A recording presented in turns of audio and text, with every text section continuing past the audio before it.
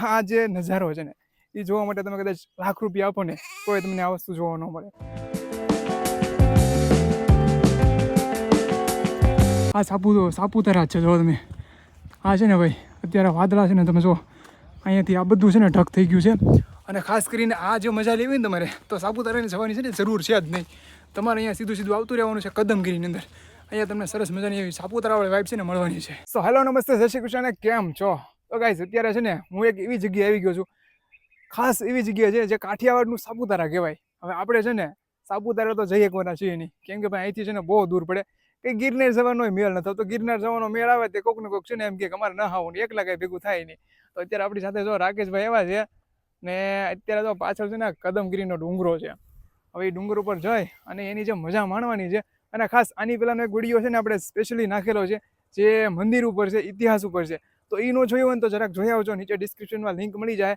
બાકી અત્યારે જઈ અને શું કહેશો રાકેશભાઈ? અરે એકદમ વાતાવરણ છે જોરદાર ને તમને એમ કહેવાય કે આપણે સીઆઈ કાઠિયાવાડમાં છે પણ જોરદાર ભાઈ ફિલિંગ આવે ને એવી વસ્તુ છે. તો એક ખરું વિઝિટ કરજો ને આવજો સોમાહામાં ખાસ કરીને, જેથી કરીને આનંદ આવશે.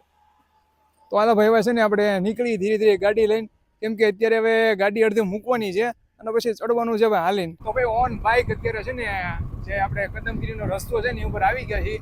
અને ભાઈ રસ્તો છે ને બંને બાજુ એમ કહેવાય કે જંગલથી ઘેરાયેલો છે અને ફૂલ મોજ આવી જાય ને એ રીતના છે. અને રાકેશભાઈ જો મસ્ત મજાની ગાડી ચલાવે છે. અને આ બાજુથી અત્યારે ઘણા ટુરિસ્ટો છે ને એ ભાઈ અત્યારે આવે છે. અને ખાસ ચોમાસાની સિઝન હોય ને એટલે લગભગ અત્યારે અહીંયા છે ને અવર જવર યાત્રિકોની છે ને ભરચક હોય.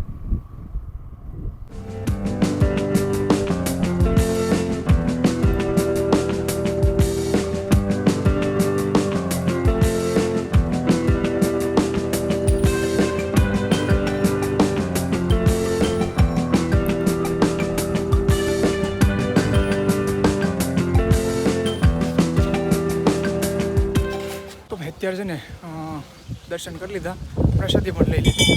પછીનું અહીંનું જે નેચર છે ને એ ભાઈ આમ કહો ને તો નેક્સ્ટ લેવલ છે, અમેઝિંગ કહો ને. તો આ રીતના સરસ મજાનું બ્યુટી છે ભાઈ અહીંયા, જબરદસ્ત. અને આ જે જગ્યા તમે જુઓ છો ને ભાઈ, અહીંયા છે ને જૂની સીડીઓ છે. તમારે ચાલીને આવવું હોય ને તો આ જગ્યાએથી તમે આવી શકો છો. બાકી આ રીતના જો આ છે ને દેખાય છે એ શેત્રુંજી નદીનો લગભગ એમ કહેવાય કે ડેમ વિસ્તાર છે. જો નદી ભરેલી છે સંપૂર્ણપણે. અને આ બાજુ પણ તમે એક જગ્યાએ જુઓ ને તો મસ્ત મજાના તળાવ ભરેલા છે. જો ભાઈ તો આપણે છે ને હવે આ બાજુની જે સીડીઓ છે એ તમને બતાવું. તો આજે તમે મારી પાછળ જુઓ છો ને એ સીડીઓ તમારે જો ચાલીને ચડવું હોય ને ઠેઠ માના ડુંગર સુધી, તો આ સીડીઓ જે જૂની છે ત્યાંથી તમે ચડી શકો. બાકી તમે આપણે જે રસ્તેથી આવ્યા ત્યાંથી તમે બાઇક લઈને છેક માના મંદિર સુધી આવી શકો ને એવી રીતના રસ્તો છે. અને ભાઈ મસ્ત મજાનું અહીંનું જે નેચર છે ને ભાઈ એ તો ભાઈ ખતરનાક લુક આપે છે. જો ખાસ કરીને જો અમારી પાછળ એકદમ નજારો જો ડુંગરા છે, પછી આ જે ડેમ ભરેલો છે ભાઈ. અને ખાસ કરીને ડેમની આગળ જાવ ને તો ત્યાં પાછા ખોડિયારમાં બિરાજે છે જે અય્યાવર ધામ આવેલું છે.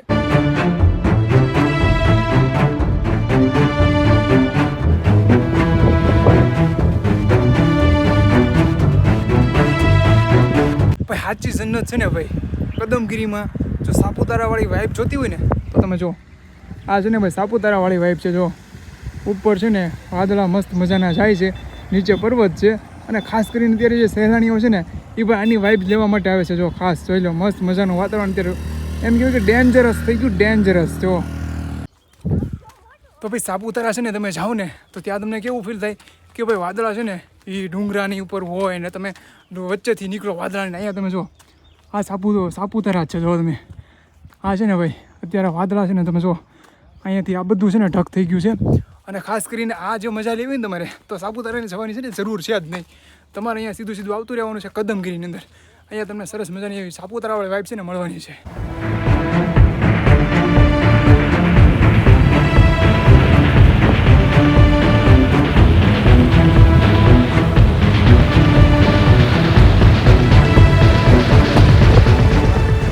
ભાઈ તમે કદમગીરી આવો ને કમલાઈમાના દર્શન કરવા તો આ જે જગ્યા છે ને અહીંયા ખાસ તમે આવજો.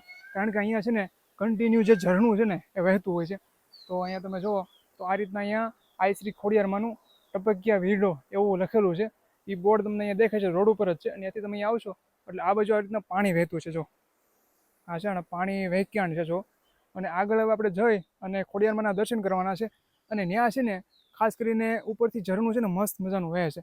તો હવે ત્યાં જઈને આપણે મારા દર્શન કરીએ. હવે ગાઈસ આપણે છે ને ખોડિયારમાંના દર્શન કરી અને એની એક્ઝેક્ટ સામે તમે જોઈ શકો છો આ રીતના ઝરણું છે ને મસ્ત મજાનું હોય છે. જો એકદમ જબરદસ્ત રહે છે.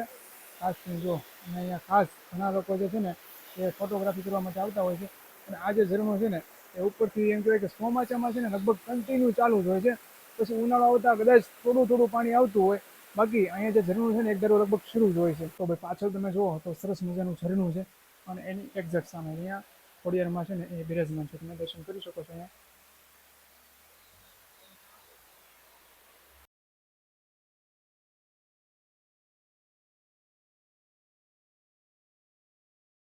તો ભાઈ દર્શન છે ને કરી અને ડુંગરીથી આપણે નીકળી ગયા. પણ અહીંયા છે ને આ રીતના જો સરસ મજાના જે ભરવાડ ભાઈઓ છે એના સરસ મજાના ઘેટા છે ને મસ્ત મજાના ચરી રહ્યા છે. અને ભાઈ અહીંયા આવો ને એટલે દિલ છે ને ખુશ થઈ જાય. 100%ની વાત છે. કારણ કે આ જે નજારો છે ને એ જોવા માટે તમે કદાચ લાખ રૂપિયા આપો ને તોય તમને આ વસ્તુ જોવા ન મળે. તમે જોઈ શકો છો આ રીતના સરસ મજાના છે ભાઈ. અને અહીંયા આ જગ્યા ઉપર અને સામે સામે તમે જુઓ તો આ જગ્યા ઉપર અહીંયા તમે જુઓ આ જગ્યા ઉપર છે ને નેસ છે. નેસ મતલબમાં કે બધા જે આપણે એમ કહેવાય ને કે જે ભરવાડ ભાઈઓ છે એ બધા જે ખાસ કરીને જેમના ઘેટા છે, જેમના પશુ છે એ બધા રાખે છે. અને ખાસ તો અત્યારે જે અહીંયા રહેવાનું હોય ને એ બહુ ભાઈ કપરું હોય. કારણ કે ભાઈ આખો દિવસ અહીંયા તમે રહ્યો અને પછી સાંજે પોતાની જાતે જ જમવાનું બનાવવાનું. કારણ કે એ લોકો બધા ભાઈઓ જ હોય. એમના જે વાઈફ હોય એ લગભગ બધા ઘરે હોય. આ લોકો જે ભાઈઓ ભાઈઓ હોય એ બધા અહીંયા આવે અને પોતાના માલને છે ને ચારતા હોય. તો હવે તમે ક્યારે અહીંયા આવ્યા હોય તો જરા કમેન્ટ કરજો. અને આ જે જગ્યા છે ને એ તમારે જોવી હોય ને તો કદમગીરીની અંદર તમારે આવવું પડશે. કેમ કે ગીરની અંદર તો તમે જાતા જ હોય, પણ ત્યાં જાઓ એની કરતાં બેટર રહે કે તમે આ જગ્યા પર આવો. તો ખાસ બ્લોગ કેવો લાગ્યો જરાક કમેન્ટ કરી નાખજો.